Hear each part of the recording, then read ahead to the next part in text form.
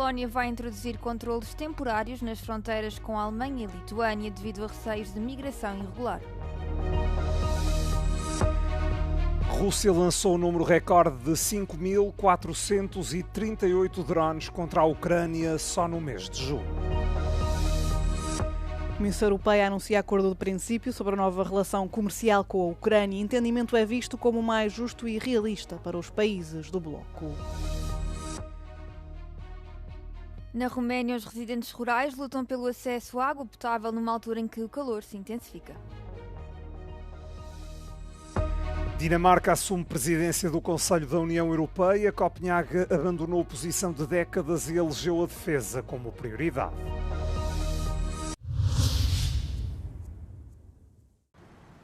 A Polónia vai introduzir controlos temporários nas fronteiras com a Alemanha e a Lituânia. O primeiro-ministro polaco considerou a medida necessária para reduzir aquilo a que chama fluxo migratório descontrolado. Donald Tusk tem estado sob pressão dos partidos nacionalistas da oposição por causa da presença de migrantes irregulares na fronteira polaco-alemã. A política de migração da Alemanha deixa Varsóvia sobrecarregada e Tusk diz estar a perder a paciência com Berlim. Mit der polnischen Regierung sprechen wir über gemeinsame Kontrollen im jeweiligen Grenzhinterland, also sowohl auf der deutschen Seite wie auch auf der polnischen Seite.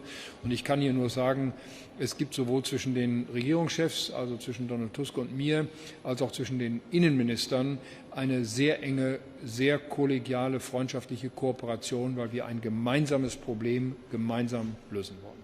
A Polónia começa a fazer os controlos temporários nas fronteiras a partir de 7 de julho.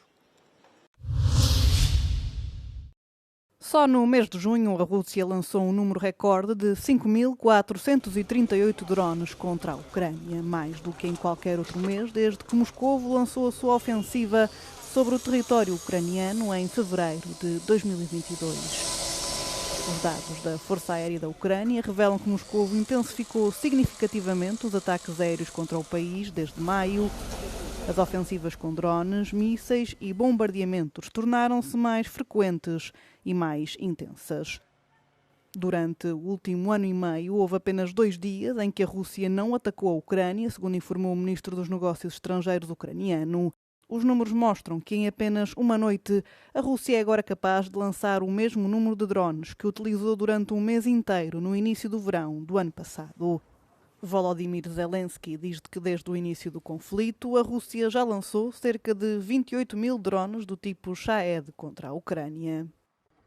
Durante os quase 3 anos e meio de guerra, tanto Moscovo como Kiev correram para melhorar esta tecnologia e a respectiva utilização no campo de batalha.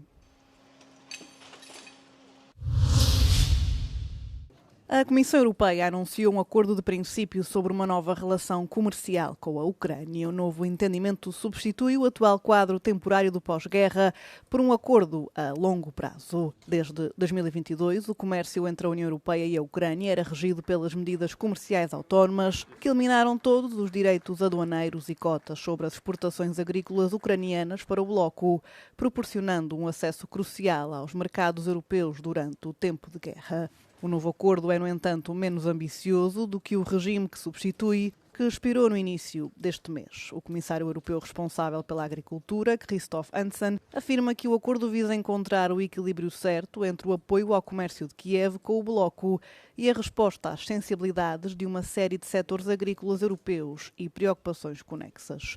O acordo que moldava as relações comerciais com a Ucrânia provocou a indignação de vários países europeus, nomeadamente de França e Polónia, que protestaram contra o aumento das importações ucranianas. Desta forma, algumas das novas disposições fundamentais do novo entendimento incluem uma maior proteção dos mercados da União Europeia, nomeadamente para produtos sensíveis como os ovos, açúcar e o trigo.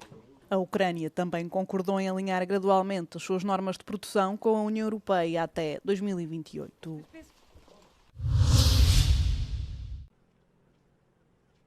Cinco Estados-membros da União Europeia, banhados pelo mar Mediterrâneo, estão preocupados com o acordo de migração que está a ser negociado entre a França e o Reino Unido.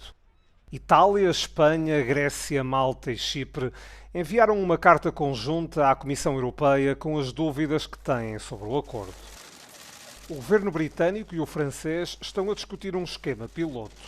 Permitirá ao Reino Unido devolver à França os migrantes irregulares que atravessaram o Canal da Mancha em pequenas embarcações. Em troca, o Reino Unido aceitaria migrantes que se encontram atualmente em território francês e que procuram o reagrupamento familiar em solo britânico. Mas uma possível consequência seria que os migrantes rejeitados pelo Reino Unido poderiam acabar por ser enviados por França para países do sul da Europa. Isto porque, de acordo com a legislação da União Europeia, os migrantes irregulares devem pedir asilo no primeiro Estado-membro em que entram.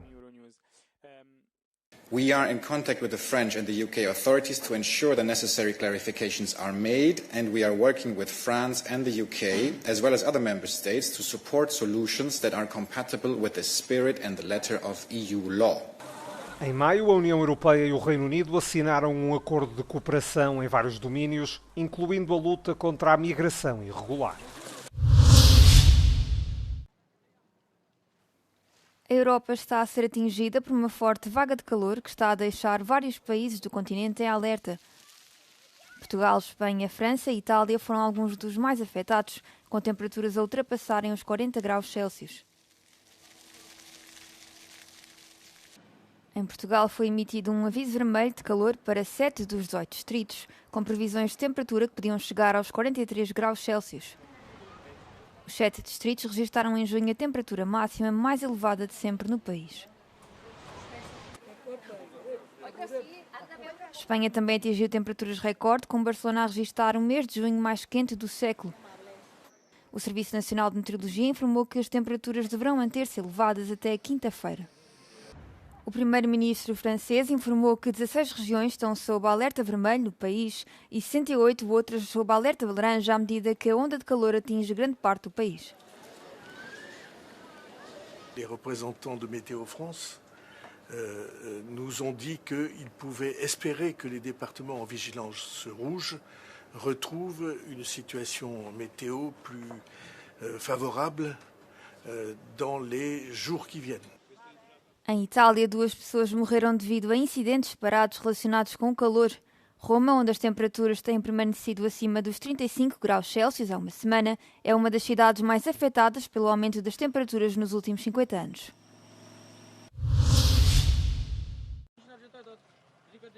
A população de Dolj, na Roménia, luta para ter acesso à água à medida que o calor se intensifica. Com os poços secos, as pessoas são obrigadas a percorrer campos e florestas para recolher a água das nascentes, à exceção de quando chove. Nestas ocasiões, cada gota é recolhida para uso doméstico. Isto também acontece nas zonas mais favorecidas, onde a falta de infraestruturas impede o acesso à água. Am pus bidoanele deja în remorcuță și ne pregătim să ne ducem să luăm apă. Na aldeia de Tascundindal, a maioria dos moradores tem de ir buscar água longe de casa. A fonte mais próxima localiza-se num campo isolado. E greu pe canicule, fără apă și bocar de aici, pe atâta distanță până acasă încălzești. Todas as 50 famílias da aldeia estão a passar por esta dificuldade.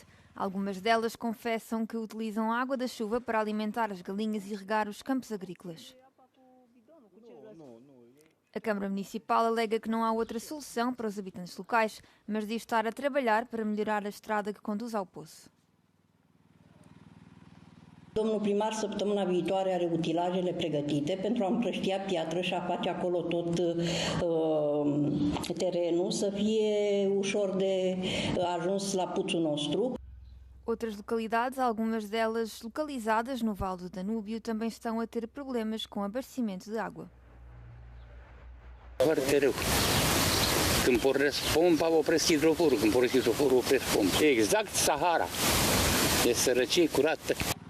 De acordo com os dados da Administração Meteorológica Nacional, 1/3 da Roménia enfrenta uma situação de seca.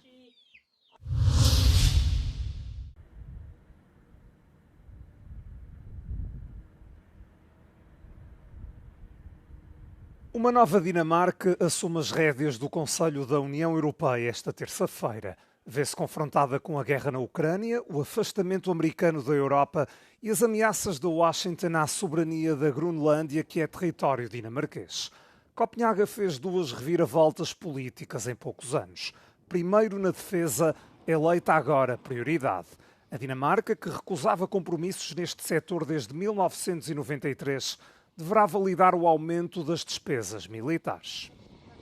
So the sense of urgency which Denmark can convey, given its individual experience of having this 180-degree change from being very critical when it comes to EU in the area of security and defense and now being a front runner, gives them an added push when it comes to this issue. A outra pirueta foi nas questões orçamentais. A Dinamarca era há muito membro dos chamados frugais, os 4 Estados defensores de rigor nas contas públicas. O governo dinamarquês já não tenciona opor-se a um aumento do quadro financeiro da União, que será discutido durante os próximos 6 meses. The categories we've had in the past still exist, so the frugals versus the rest, but the groupings are changing. Who are part of the frugals is changing, and the Danish definitely are now in a group which is not asking how can we spend as less as possible, but how can we best spend at the European level, which might then include also in spending more, so it's more and smarter. Espera-se também que Copenhaga se concentre na competitividade e transição climática. No entanto, o programa continua a ser, antes de mais, uma orientação. A influência de uma presidência do Conselho da União Europeia nas escolhas dos parceiros também tem limites.